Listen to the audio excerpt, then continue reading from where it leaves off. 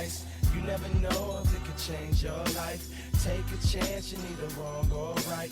You never know if you don't roll them dice. You better roll them dice. Hello everyone. My name is Rob. I'm a Dungeon Master. And this is Dungeon Master of None. Matt, who are you? I'm Matt. I'm Matt. I'm also a Dungeon Master, and this is also Dungeon Master of None. It's been a hot second. We were busy.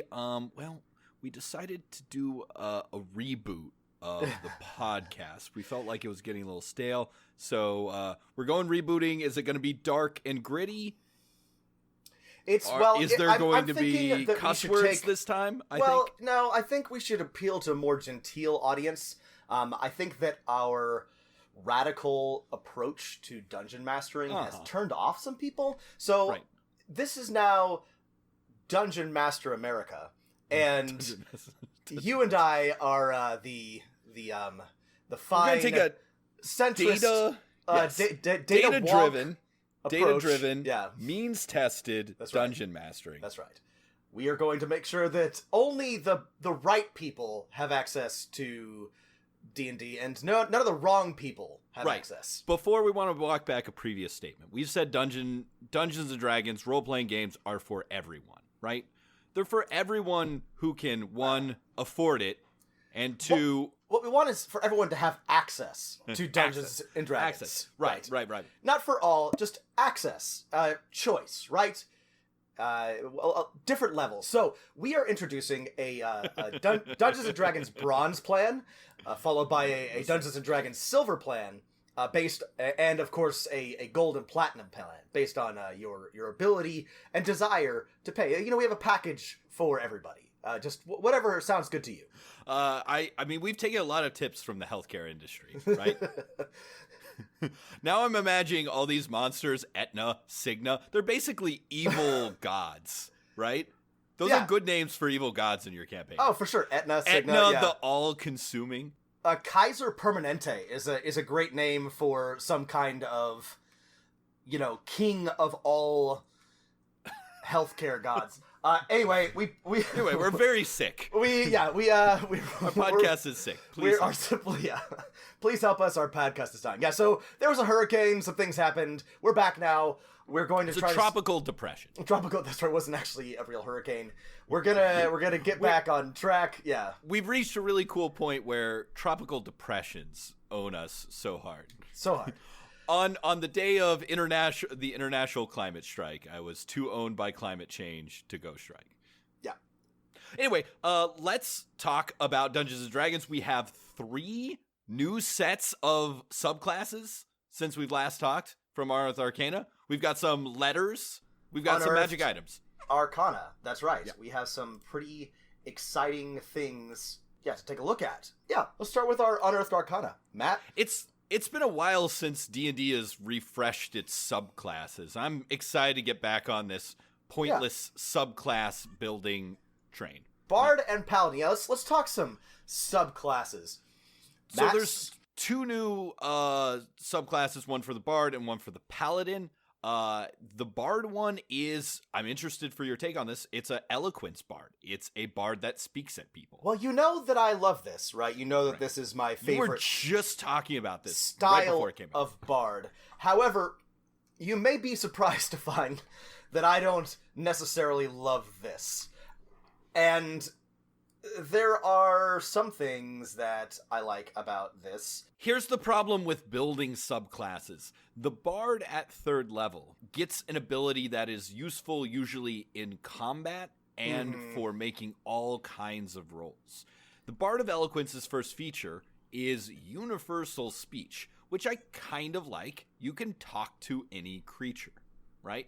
Yeah. But this is also an ability that is duplicated by comprehend languages, a second level spell, which at the time that you get it is useful, but this ability only becomes less and less helpful as time. In fact, it gets very useless as time goes on, whereas other 3rd level abilities and incomparable Bard colleges remain useful and get more useful as the class progresses. One thing you said isn't quite accurate. this feature works on creatures that don't speak languages, which comprehend languages or tongues does not, right? That's so true. It is more useful, but I'm looking at this as a dungeon master.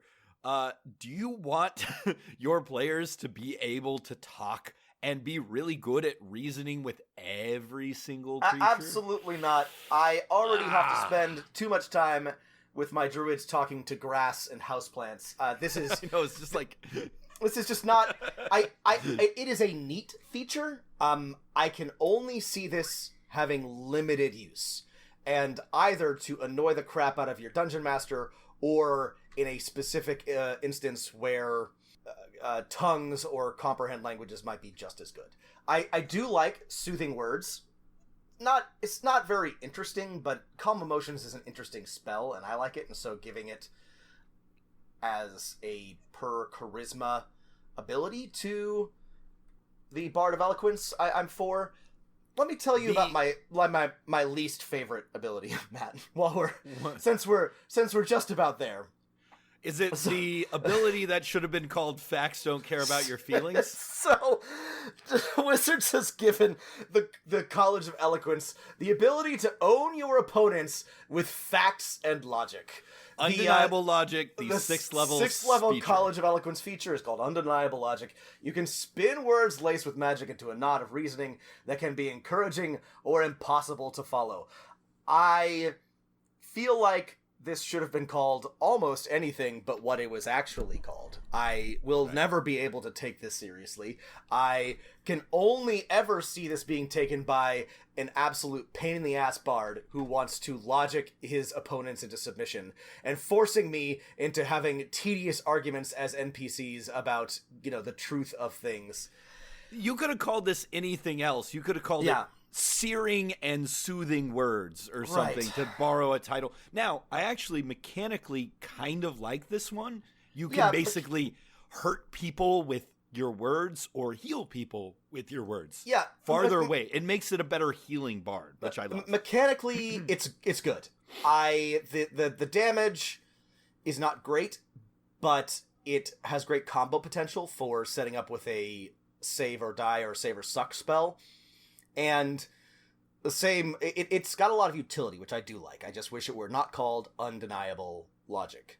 But yeah, I would have to have other colleges pulled up. I think they're gonna be more useful per use of Bardic Inspiration. But I like this, and I like the rider of the disadvantage or advantage on saving throws. As we've talked about a lot, options are good, and this is a great option because you can both do damage and inflict a malice upon your opponent, or do a small amount of healing and and grant a bonus to one of your allies.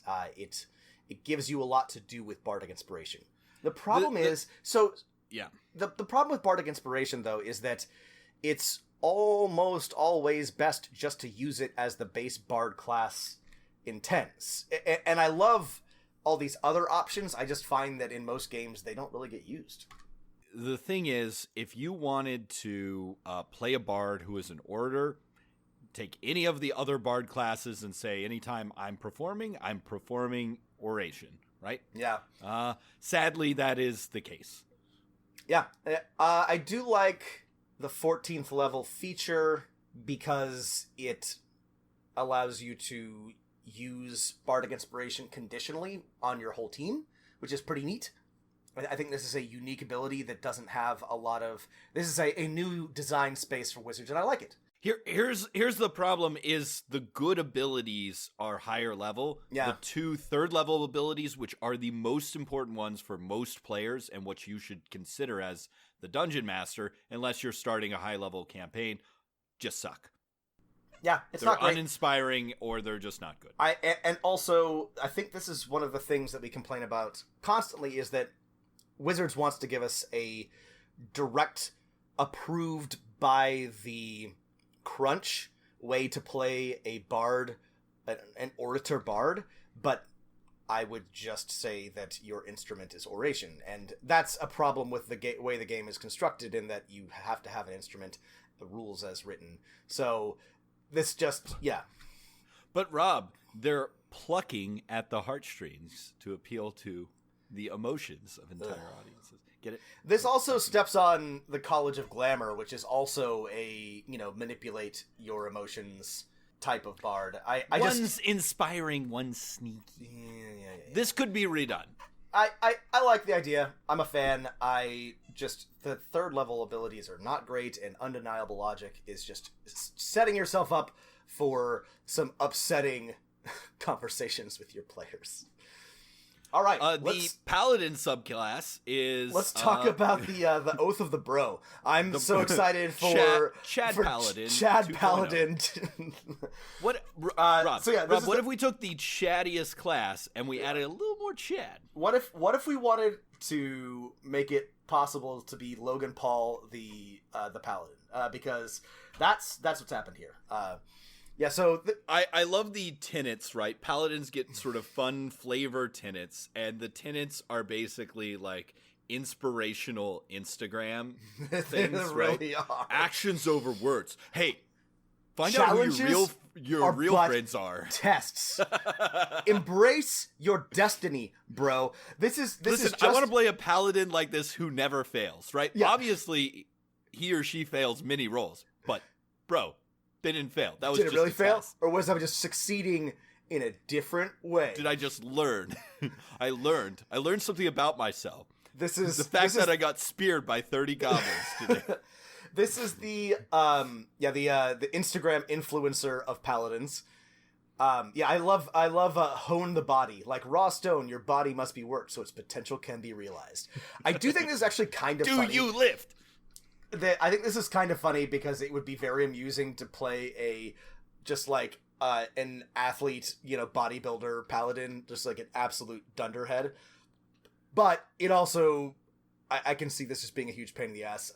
Their channel divinity is Peerless Athlete. You can use it to augment your athleticism with divine favor and get a bonus on athletics and acrobatics checks. The other ability, the slightly supposedly more useful in combat one, Legendary Strike. Use Channel Divinity as a bonus action to guide your attacks for 1 minute. Your weapon attacks score a critical hit on a roll of a 19 or 20, so you basically get Keen Edge. The problem with that is you're oftentimes pretty likely, statistically, to use this and gain no benefit.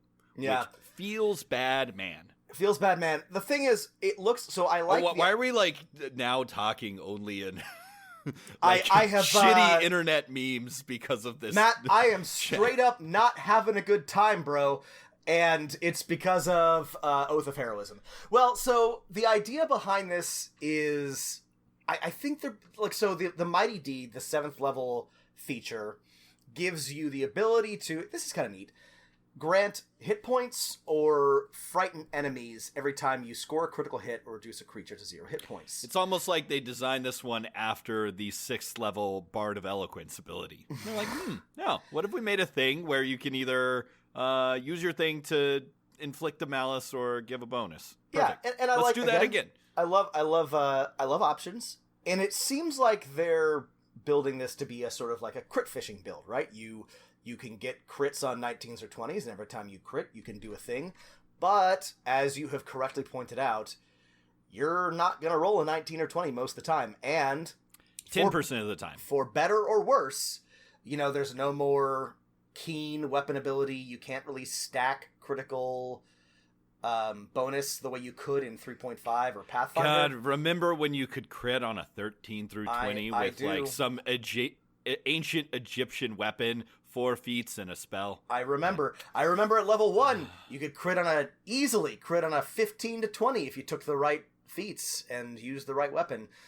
Bring out that kukri and have a good time. Anyway, sure, okay, that was not the kind of math that Wizards wants to do in 5th edition, but the thing is, this doesn't work, right? So you build this character to do all of these things, and you're only gonna get to do it not very often, Again, I don't know, let's say you dual wield and you cast your Oath of Heroism, or you cast your Channel Divinity, and you're, I don't know, you crit every now and then, and you bring an enemy down to 0 every now and then, but you're just not going to get that much use out of it. It doesn't feel very heroic, Matt. Taking a step back, right? I feel like Wizards on their new subclasses only, really gets a base hit on flavor about 50% of the time. But I have to say, these two on flavor, right, the characters that are spinning out of my head, right, an orator bard is perfect. And I love the idea of a paladin, backing away from Instagram success bro for a second, who's just like, you're a destined hero, right? Yeah. If you're ever wanting to be like, hey, I was supposed to be the main character, right? There's some fun things you can do with that in a party of game. This is a perfect subclass. And it's flavor-wise, these are both here. And I can definitely think of lots of times when I would love to have a little, like, I'm going to do, like, a running jump or, like, some cool acrobatics and I'm the hero. I mean, I can totally see some characters being built. And you've made a good point here that is that generally Wizards has pretty good mechanics, but garbage flavor. And the flavor is good for these. I can see a lot of fun characters being built out of both of these subclasses.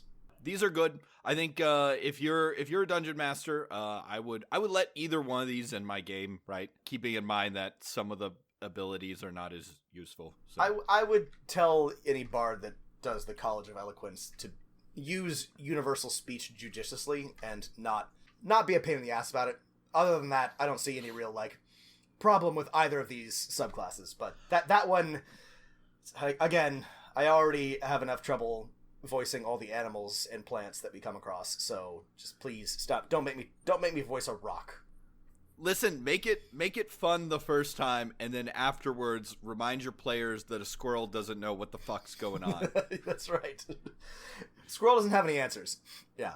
All right, what's our next subclass? Okay, so there's been like a subclass every month. There's some for the Sorcerer and Warlock. This is the Aberrant Mind for the Sorcerer, a sort of aberration and psionic themed class, and a Lurker in the Deep patron for Warlock, like a Kraken or an ancient primordial.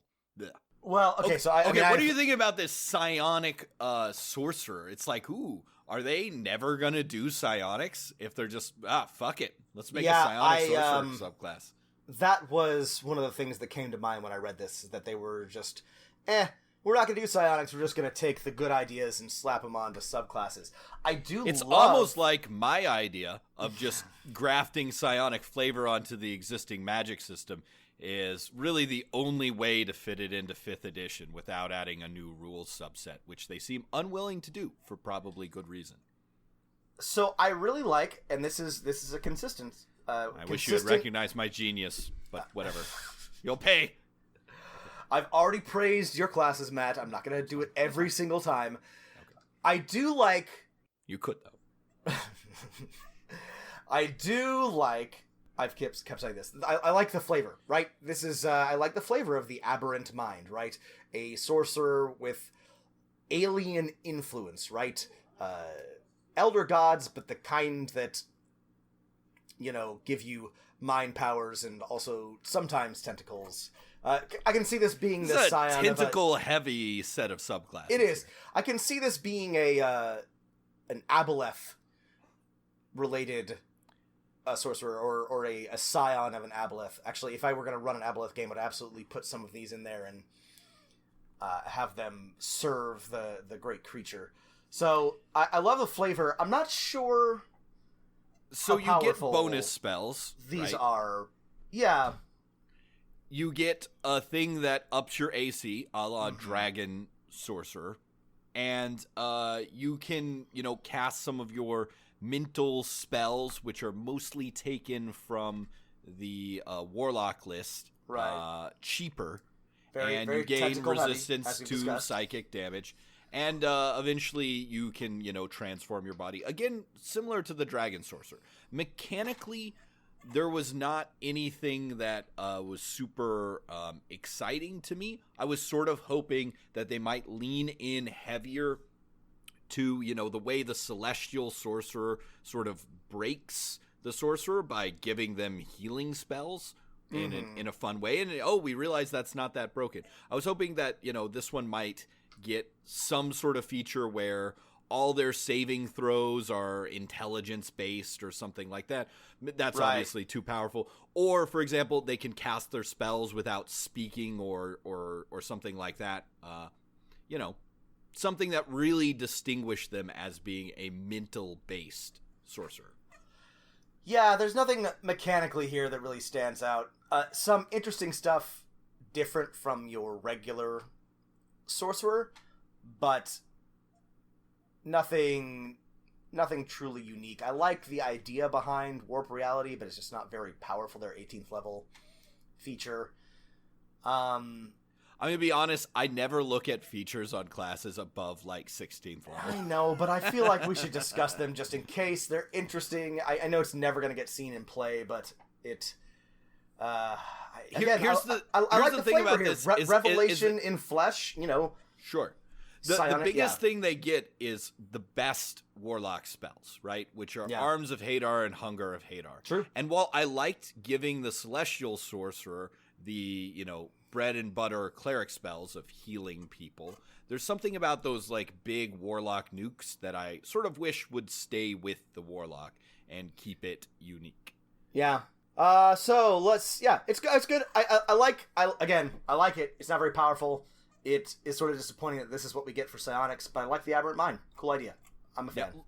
Lurker in the Deep, if, for example, you were going to run a Tremors-based one-shot, and you needed a patron for the evil Warlock entity that one of the NPCs served, this might be a good one if you replace the water things with earth things.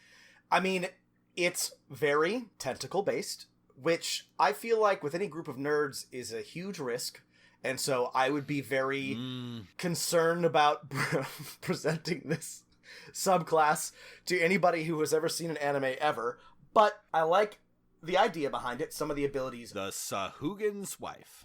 There are some very cool ideas. You can summon a tentacle and a maw to eat people. It's good stuff. It's interesting. I think it's actually decently powerful. I haven't watched it in forever, but if I remember correctly, the Warlock in Critical Role, patron is a Kraken, right? So it's like, I think that's right. That's right. I think. So here's the thing with Warlock. Warlock patrons are always good. There's so much room to play in the class that all of these things are very, very fun. I would throw this in my game right away. There is a new cantrip as well in this. Oh, I wanted to talk about this cantrip. Mind Sliver, right? Our first cantrip where opponents have to make an intelligence saving throw as opposed to any of the other 5. And it gives them a minor debuff on the next save. Pretty powerful cantrip. Is it better than Firebolt? Yes. It is? I would say yes. Oh, you think it's better than Firebolt? I would... Okay. In terms of raw damage... Is it better than Eldritch Blast? No. It's not better than Eldritch Blast in terms of raw damage. However, if you want to be a Warlock that partners up with your Wizard or Cleric, where later that round, they're going to cast a spell that requires a saving throw by a creature. It's a nice party-friendly Warlock spell.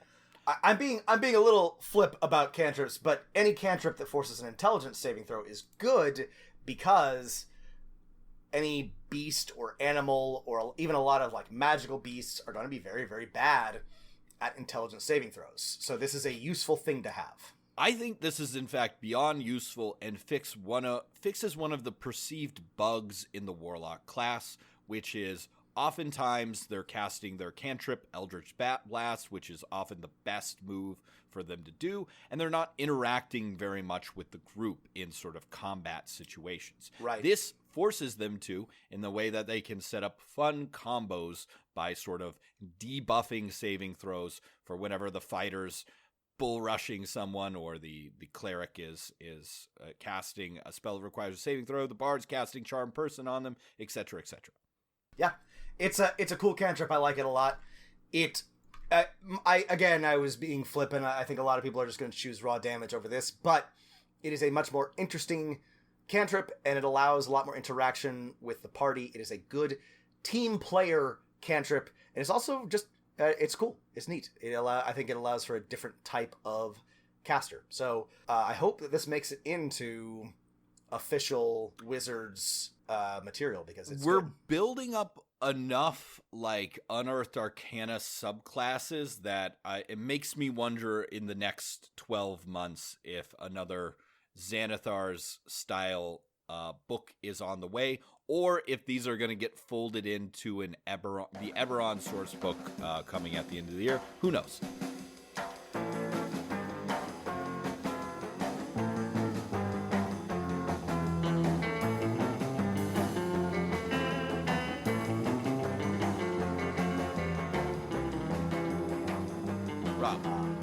Law and chaos, yin and yang, the barbarian and monk, last two subclasses. That's right. The most chaotic and the most lawful of all of our base classes, together in a beautiful harmony. It's a shame. Well, it's not really a shame. It was annoying, but funny in an interesting way. All of the like really complicated rules around alignment that used to exist in previous editions, it's a lot easier now, but you can finally be a chaos monk. You can be a chaos monk, which is what we all always wanted. So what have we got for Barbarian, Matt? So again, we've talked about how it's difficult to use the Barbarian as a playground for developing things because there's very little in their subclass, but the Primal Path of the Wild Soul is sort of a barbarian take on a little bit of sorcerer, right? But instead of really having control over your magic, right, it is just in you and manifests when you rage, which I have to say, flavor-wise, I absolutely love. Pretty cool. I'm actually a big fan. I'll tell you the one thing I don't like is this is tied to the Feywild, which is not that interesting to me. But if you ignore that, I love the idea that you're a barbarian that is just full of uncontrollable magic energy. It is just super fucking cool. If you ignore the little text saying this is how you got your powers and expand it and say, we're not going to tell you how to get your powers. Here are some suggestions. Some other fun suggestions might be you're an experiment to create a magical weapon that went wrong. A wizard cast a spell on you and it fucked up. Or, you stood next to a wild sorcerer and got wild sorcerered. It's so cool. So the basic of this, so I actually really like this. I remember looking at this earlier. This is a cool ability. This also gives a barbarian some very, very useful utility, which they kind of lack. Not that anybody needs it quite so badly in 5th edition, but it lets the barbarian do some things outside of combat that are neat. You now can cast Detect Magic without spell slots or components, which is something that every party needs all the time. And you can use it a fun flavor of when you use it, your body glows a color related to the school, which posits the theory that every school of magic has a color related to it, which I like. Which is super cool. You can use it and it's based on Constitution. It's great. Also, and we have talked about how this is random effects or so. This is where it drops the ball. God damn it. So fucking close. When you rage, you wild surge. So one of 8 things can happen. Which some of them may or may not be useful. Most of them will be. Most of them are... Actually, none of them is... Is this correct? None of them is particularly bad, which is different than the Wild Sorcerer, which has a larger range of effects, and some of them are quite bad. Some of them can be bad for your allies, right? Yeah, some of them can be bad for your allies. For example, one of them creates difficult terrain around you. I don't see any texts that say you ignore the difficult terrain or your allies do, so you might, in fact, get yourself stuck. That's a pretty bad one. There's also bad. Necrotic energy bursts from you, and everybody in 30 feet takes 1d10 necrotic damage. Again, not critical, but probably not great.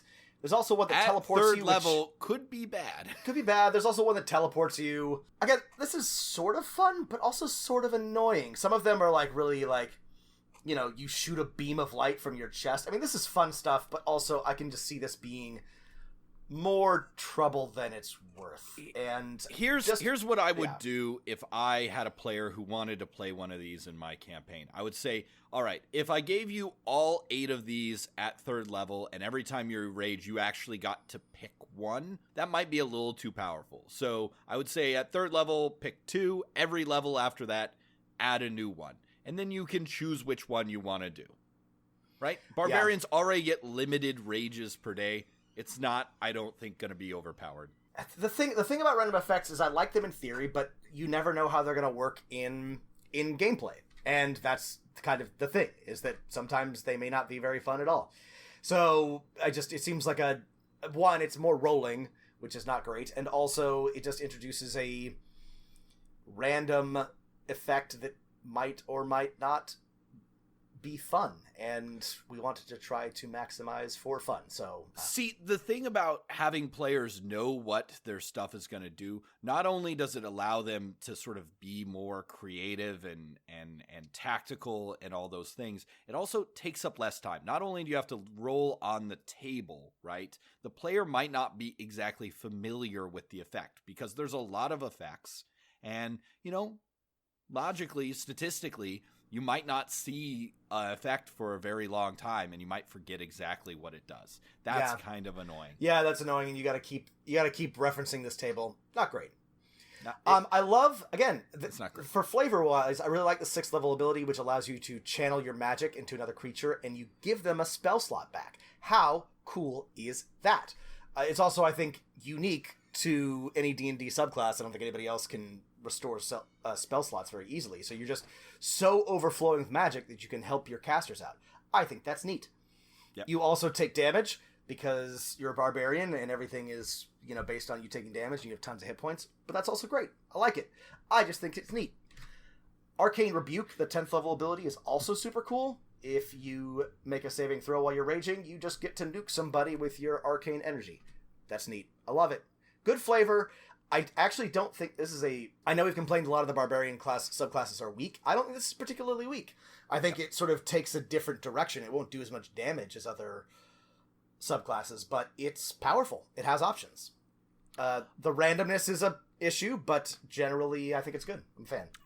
I would play this, which is, I think, a rarity for me when they come out. I was already thinking about how cool this would be and what sort of interesting characters I could build around this. This would be especially cool if you either multi-classed or took magical adept or something like that to be able to cast a few spells yourself. I think it's interesting. I'm a fan. Yeah, I feel like they should have eventually at 10th level gotten a cantrip, but that's it, and fix the random thing. There are other ways to find random stuff. Yeah. Oh, here's a broader tip. I want you to know what you think about this, Rob. Is randomness has a great place in Dungeons and Dragons. Randomness is in fact works very well when you give your players sort of a deck of many things, a rod of wonder. Right? Items or other things that have a random effect. Putting it into the sort of core package of what a player can do is usually bad. That's my thesis. Sticking to it. I think that in limited, simple... I mean, the whole game is based on some element of randomness, so randomness isn't inherently... Where are you getting that from? Yeah, so I think the idea is... The core mechanics of the classes are things players go to again and again to confront challenges. Whereas having a Rod of Wonder is like, well, shit, we don't know what to do. Let's try the Rod of Wonder. It could be useful. Okay. I'm just saying, randomness isn't always inherently bad. You roll a die to do everything in this game, is all I'm saying. But I do think some people roll dice. I don't I do agree. I think I've always thought that the wild magic was the worst possible way to introduce a random element to the game. I have never liked the wild sorcerer. I don't love the wild magic part of this barbarian. There are other random elements that are not such a pain in the ass, but I don't have a lot of great examples of how this has been done well, so I have to probably agree with you. Not good as a core part of a class. All right, let's talk about the Way of the Astral Self. What if I had a 3 Kree monk who already has 4 arms? I take the Astral Self. Do I gain 2 more arms or do I gain 4 more arms? This is a class about gaining arms. This is a class about seeing how many arms you can have before you have too many arms. I mean, Matt, it seems pretty clear that you would have 8 total arms, 4 of them astral if you were Thrakeen. Okay. You're Zenyatta ultimate all the time. This is cool. Embrace transcendence. Or you use your wisdom, so it makes you a very single attribute dependent class, which is fun. I like. You can, not that you can really like stack stats the way you used to be able to, but you can sink a lot into wisdom and neglect some of your other stats and be a sort of like a well-rounded monk. I guess I'm not really seeing what the downside of these 10 feet arms are, I guess, except that you have to spend key points to summon them. You have to spend 2 key points to summon them. They only last 10 minutes. 10 minutes. So you can make a monk that is better than an average monk for 10 minutes. And depending on what level you are, like, for example, if you are 2nd level, you can do this for 10 minutes a day. If you're 4th level, you could do it 20 minutes a day. So I feel like that this is going to be better than a regular monk most of the time. We know that there's a problem with encounters per day in Dungeons and Dragons, but realistically, I don't think that you're going to have more than 2 per session, and the monk is going to have this up most of the time. Do you think that's a problem? I mean, I don't know. At low levels, this seems much, much weaker than the average monk. At high levels, it seems much stronger. So I don't know. I don't know if it's balanced or not. I mean, I'm a big fan. I love that you can just like stand behind your ally and punch them with your ghost arms. I think that's super cool.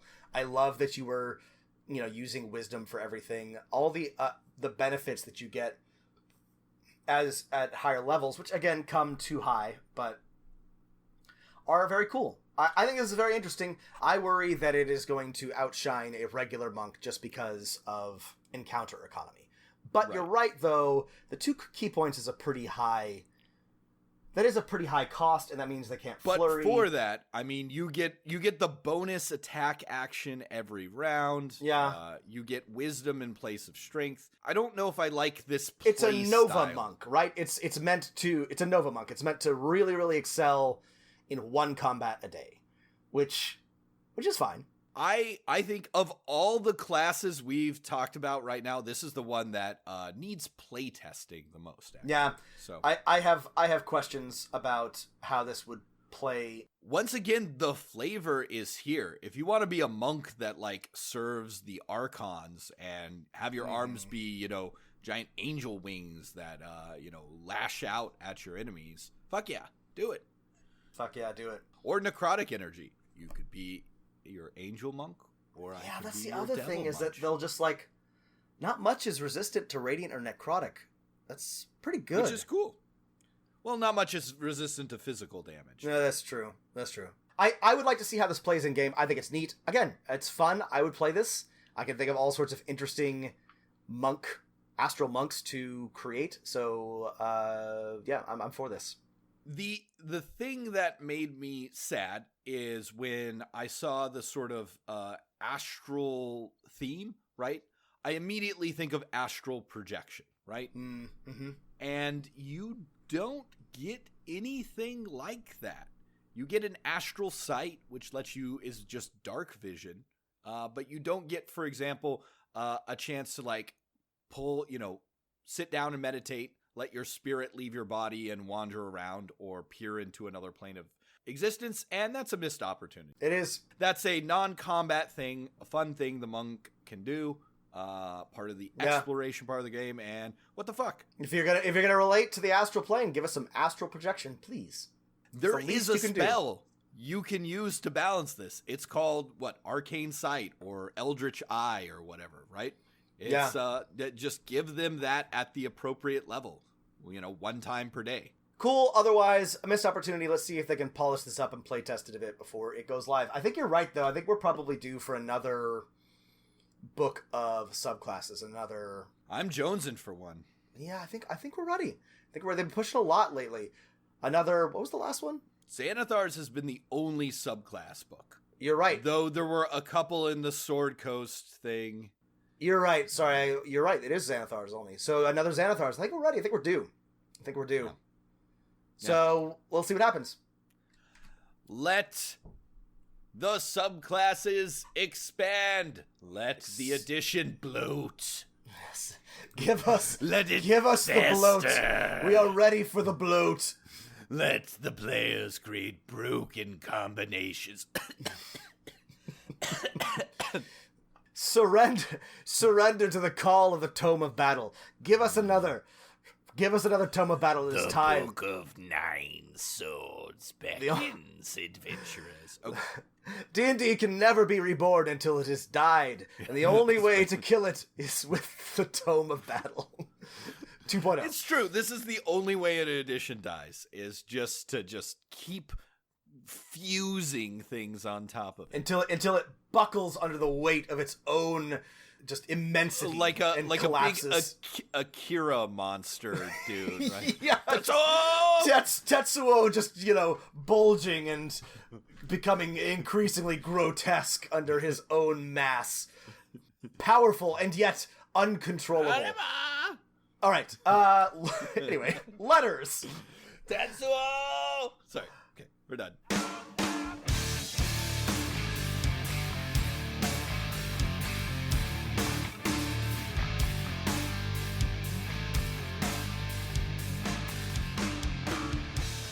Hey, here's our first letter from Chandler. Hello. I'm a new date. Fuck that up. I'm a new DM with a new. Fuck.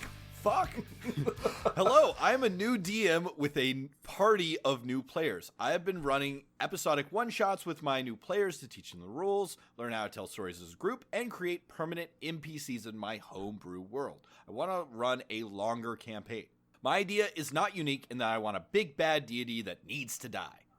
My plot point is that he rose to power a long time ago, was driven away by a group of heroes. The heroes decide that he would return and that they need to give their people a way to kill him permanently.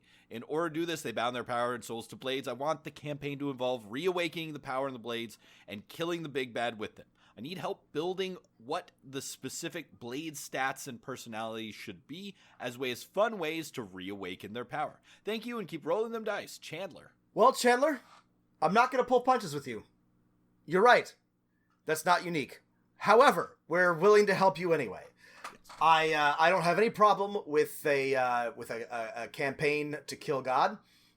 It is what we all dream of, and the great stories is just a bunch of friends coming together to have adventures and kill God. So, absolutely. If you have new players, fucking go for it, man. Go for it. Live your best life. I'm not gonna talk out the specific blade stats. I think that the best way to do it would be to make each of them, in fact, a different weapon, rather than have them all be swords. Item or something like that. Remember, not every player, for example, your spindly, sickly wizard is going to want a cool sword. Right. I feel like if you're going to do this, you want to probably hand design one for each of your players, so that they have something that sort of aligns to them. Here's the twist that I would use on you. Have them Voltron it together. No. Is that to awaken them, they're going to have to do something that they don't want to do. The sword, perhaps, needs to be slaked by the blood of an innocent. You know, the diadem of power needs to, rest upon the head of somebody who has usurped a throne. Of a tyrant, right? Yes. So they can do these things. Make them artifacts and make them have special rules. Yeah. Some of them can be easy, but make some of them hard. Make some of them really difficult decisions. And depending on whether or not they choose to do these potentially evil or grim things, the final battle will be that much more difficult. So they don't all have to be grim. They just have to be interesting. Right. Feel free to just make them make a choice to awaken these items, right? Good or bad, hard or easy, but make it interesting, right? Make there be a choice involved. If you sort of figure out after, you've played a couple one-shots with your players, and you can really make this this sort of cliche campaign. Again, nothing wrong with that. You can make that a very player-driven campaign, as once they learn what has to be done with one specific god-killing item, let them decide how they want to accomplish that. Chandler, I think you're on the right track, and I think you've got a pretty good idea. It doesn't matter if it's unique. It's really not really about the uniqueness of the idea. It's how you implement it. So let us know what you come up with, and I think you're onto something. Come up with some cool ideas. Rob, that's what dungeon masters who don't have very unique ideas say. It's not how unique your idea is. It's how you execute it. Yeah. If you have a unique idea, it's pretty great. So. Yeah, sure. So, okay, Matt. Good Mr. luck killing unique ideas. Good luck killing the evil god Etna. That's right. Here's a good one. I got one already. You ready for this? Okay. All right, our next one is from David. David asks us, are you ready for a pretentious question?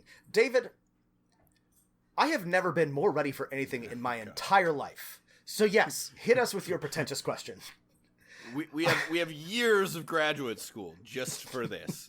just can a written RPG adventure, or module, as we called them in my day, rise to the level of art? Can it make you... Matt, I'm not done yet. Sorry. Not done yet. Can it make you feel empathy for an invented character? Can it create a feeling of transcendence or catharsis? Can the prose sing? Can the work be about more than plot mechanics? Can someone read it and be moved, even if they have no intention of ever playing an RPG? Can it do all or any of those things while also serving its function as a guide to playing an RPG game or campaign? Is any of this even worth trying? Best, David. Oh, this is... David, an excellent question. This is a S-tier, God-tier question. This is David, this might be the best question we have ever received. This is definitely a God-tier question. So, Matt, what do you think? Okay. Here's the deal with art. A lot of it's really fucking boring.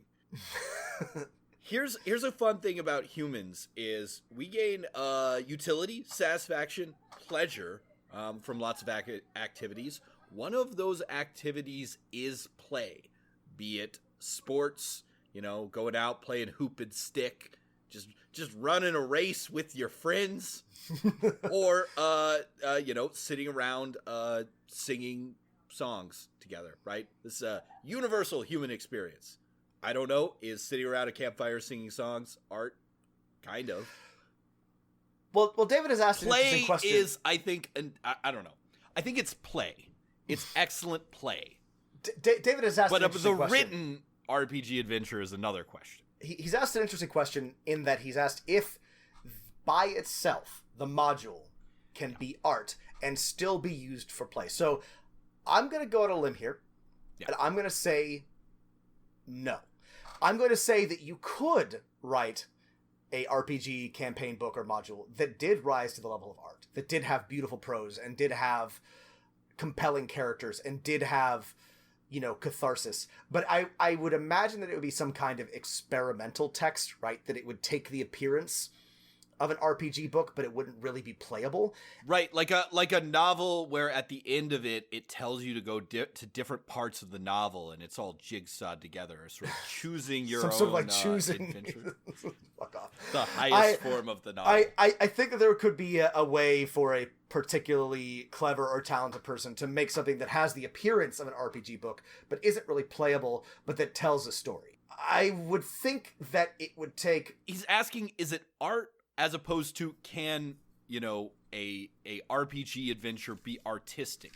Can it have and so that was my next point. I think those are different questions. There are elements of every book that are artistic, right? There's, of course, the actual art, and much of the writing is quite impressive prose. But as a whole, I would not say that most RPG books are works of art.